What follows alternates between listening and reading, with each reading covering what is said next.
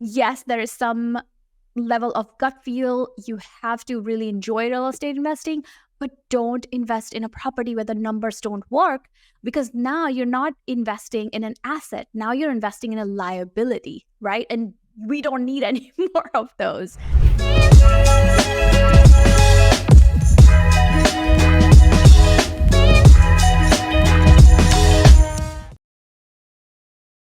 Hey guys, before we get into the content for today's episode, I want to share with you that the BRRRR is coming up. If you go to www.thebrr.com, you can go buy a ticket and attend on December 8th, 2023, attend an amazing event.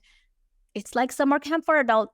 You just show up and we'll do the rest. It's going to be incredible, full of amazing workshops that are meant specifically for investors wanting to build wealth while keeping their lifestyle above everything else.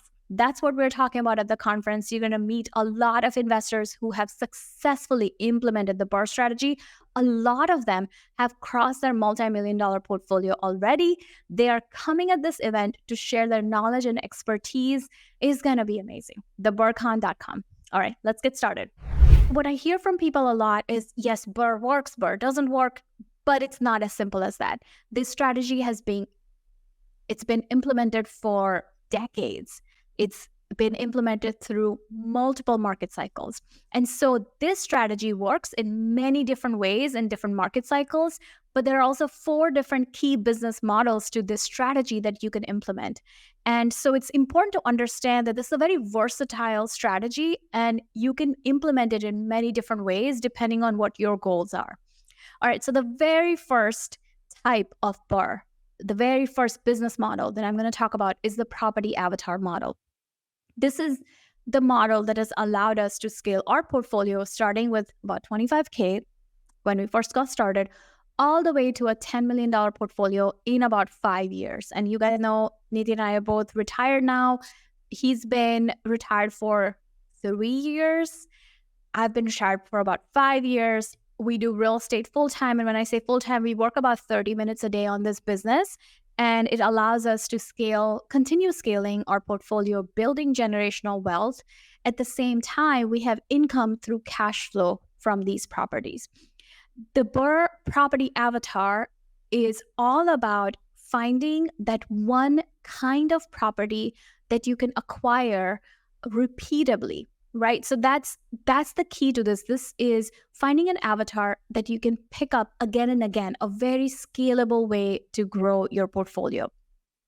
We always recommend starting with 3 S's, right? Number 1 is small. You want to start small. Pick a single family home, maybe 3-bed, 1-bath, something like that. Simple. Pick a simple renovation project. Pick a project that doesn't make you learn something you cannot use in future, right? So simple. And the third one is scalable. You want to invest somewhere and in a kind of a property where you can implement the strategy again and again. You want to look for a neighborhood where there is enough distressed properties, but also enough properties that are being renovated so you can get that high after repair value. So you need inventory of both kinds of properties, right? So this is the BRRRR property avatar. This is super scalable. Also want to add another thing that makes it scalable is commercial financing. What we do is we come up with 25K to begin with, and then you borrow the rest of the acquisition and the construction money from short-term lenders. And then when you're done renovating the property, you can pull all of that money out when you take it to a commercial lender. And this is super scalable because commercial lending doesn't have limits that conventional financing does. So that's your first model. This is the BRRRR model that really focuses on scalability, right? So that's your BRRRR property avatar model.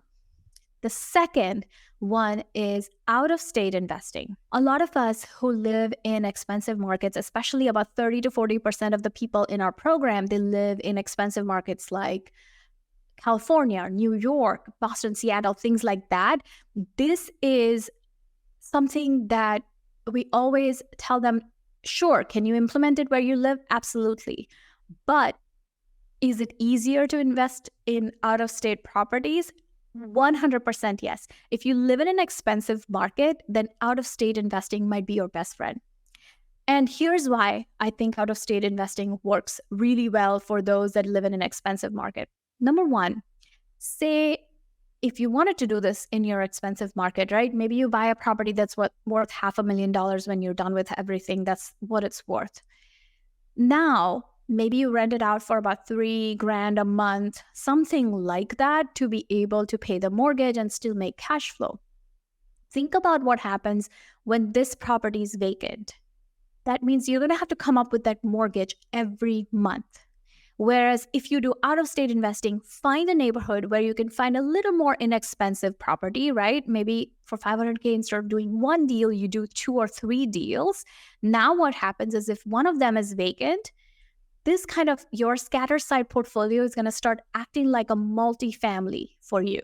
Meaning if one of them is vacant, your mortgage still gets covered by the rest of the rents that are coming in. And that's why we love this idea of out-of-state investing for those that live in an expensive market. It allows you to build a very stable business. And it's not just about, hey, let's just buy a property because it's available, it's here, we know the market. It's not about that. It's about building a scalable business that is going to last your family for generations. It's going to withstand the ups and downs that come within our own personal finances, within the market, within the economy, all of the different things that happen in our lifetime. Your stable cash flow is going to allow you to keep your portfolio long-term when that happens, right? So out-of-state investing is an amazing opportunity for an investor that lives in an expensive market to be able to take advantage of real estate investing and still build a stable portfolio. A lot of us are scared of out-of-state investing. And I was too when I first got started. What happened is we invested in our backyard. And that's how a lot of investors get started. And then we quickly realized that after a certain point, we weren't able to scale this business because the neighborhood started appreciating in value and the numbers simply didn't work. And I'm always telling you guys, like, yes, there is some level of gut feel. You have to really enjoy real estate investing, but don't invest in a property where the numbers don't work, because now you're not investing in an asset. Now you're investing in a liability, right? And we don't need any more of those. So what happens is, and it happened to us, is, at some point you're going to realize that the properties in your own backyard, the numbers simply don't work. And so you have to start moving out of that area. And at first, most of us are a little apprehensive, like, how am I going to do this? How am I going to monitor the project? Am I going to be scammed by someone? All of these are valid fears. But there are things that we can put in place that are going to allow you to continue scaling this business by having a team and systems and processes that you can leverage to grow that business instead of physically being present. In some ways, to be honest with you, out-of-state investing is easier than investing in your own backyard because it forces investors to think like business owners, because you just simply cannot be there physically all the time, right? So in some ways, it forces you to step out of your comfort zone and build it like a business, and it becomes easier from the get-go. Out-of-state investing works really well if you have an unbiased, boots-on-the-ground person there. And this can be different people. This can be your property manager. This can be a college kid who's willing to be your eyes and ears and take trips. It can be your agent. It can be different companies that provide property inspections. It can be your hard money lender because they do routine walkthroughs of your properties. It can be many different people who can be your eyes and ears at the property. One tip I have for you is, if you are thinking of investing out of state, make sure that there is one unbiased party in the picture. Unbiased meaning someone who's not going to benefit from whether you buy or don't buy the property, whether your renovation goes one way or another. Somebody who's completely unbiased is going to allow you to have those eyes and ears, that boots on the ground person on the property that simply is looking at the property from your perspective and not from any of the vendor's perspective. So having somebody like that as boots on the ground is gold to be a successful out-of-state investor.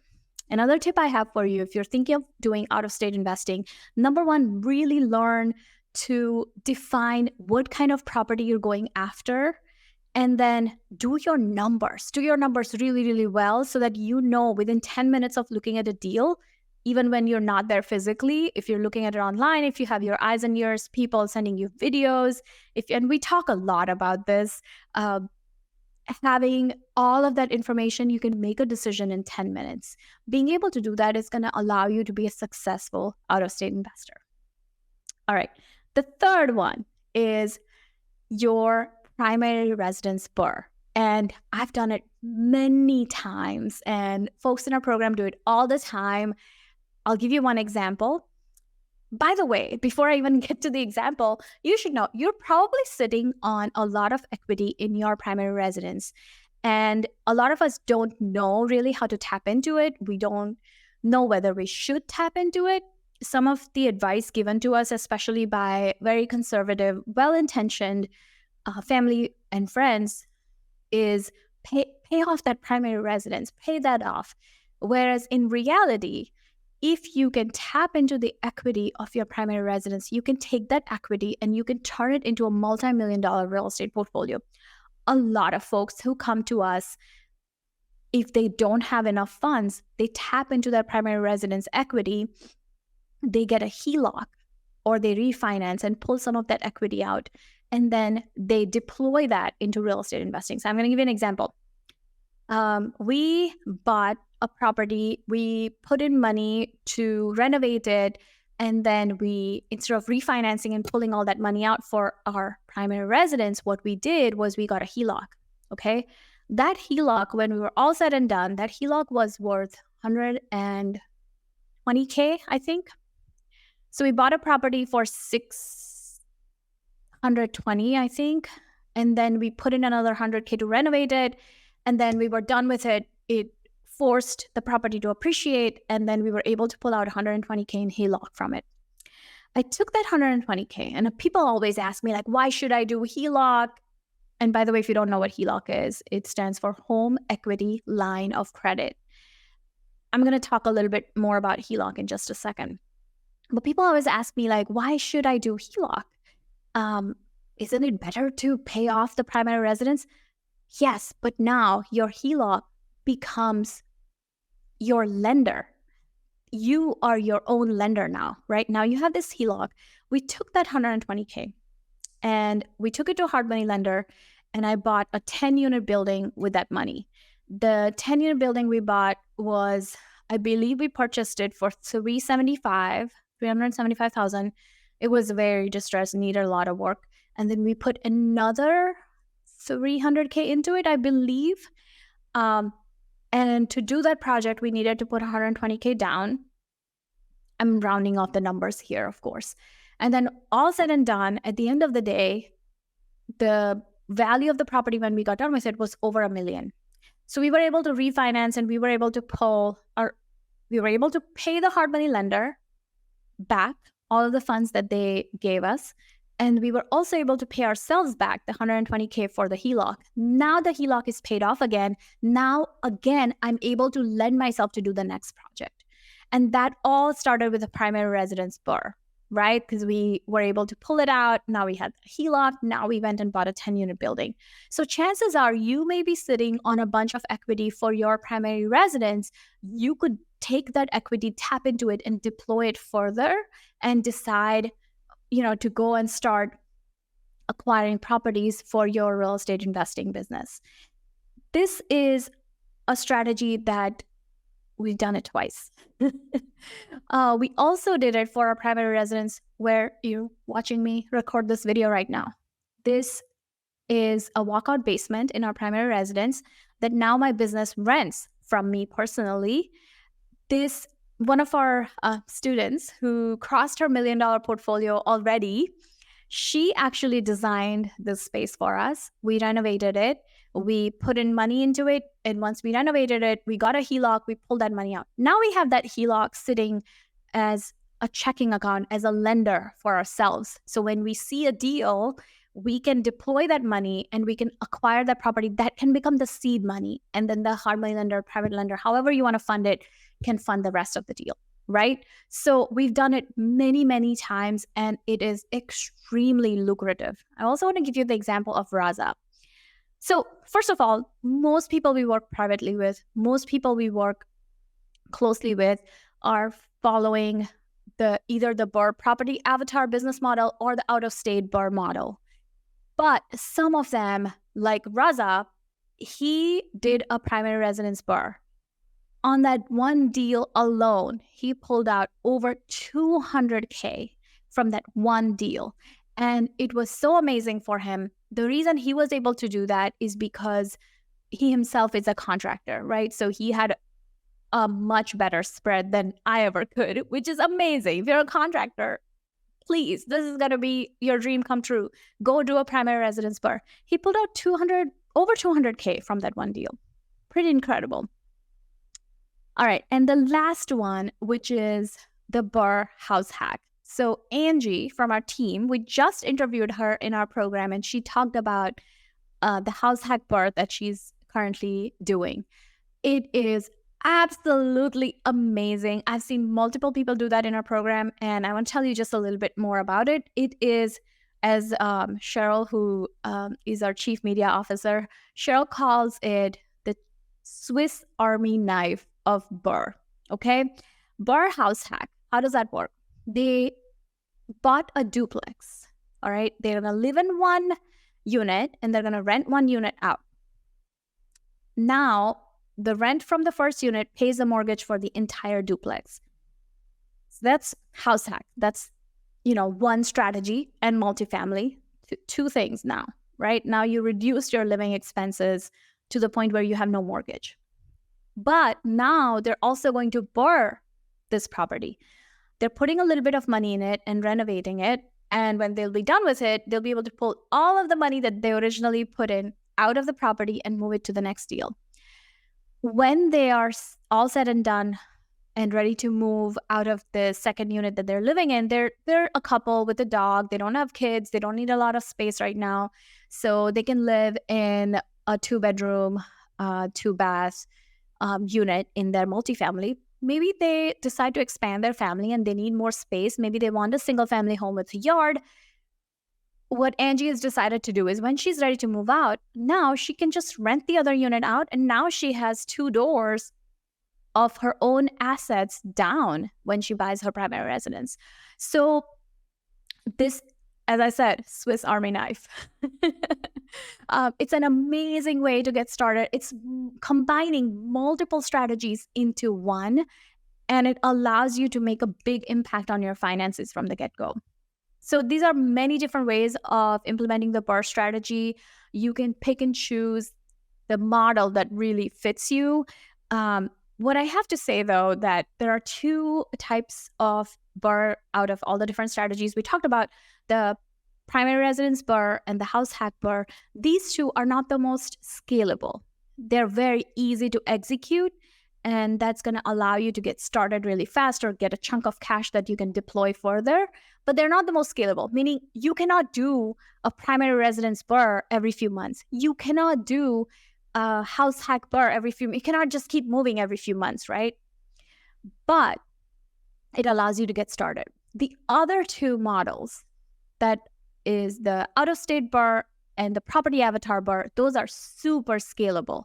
And so what I recommend is maybe you get started with the first 2 if you don't already own a primary residence, or if you own a primary residence that has equity, or if you can house hack and do the BRRRR at the same time. That's a great way to get started.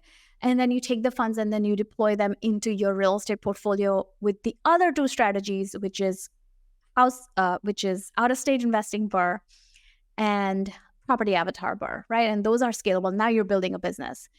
You're going to use commercial financing. You're going to buy it in LLCs. You're going to, really make it scalable. If you already own a home and the house hack BRRRR, if you're like me, you've got a bunch of kids, you need a yard space, you want your own space, house hack BRRRR is not for you. It was not for us, right? That doesn't mean it's not a good strategy. It just wasn't for us. Primary residence BRRRR was great for us. Maybe it's not good for you. Maybe you don't want to live through a renovation. I do not recommend it, by the way. I did one when I was like 7 months pregnant with a toddler. Do not recommend you do that. That is not comfortable. Didn't know any better, right? It's like years ago. So we did that. Maybe you don't want to live through a renovation. Forget those two strategies. You can still do out-of-state BRRRR and you can still do the property avatar BRRRR. Pick one to get started and then you can scale it further. So these are the 4 different models of BRRRR that we see people implement. We have taught people in our private community on how to implement. And these are super lucrative for any investor wanting to get started with real estate investing. All right, I hope you enjoyed this episode.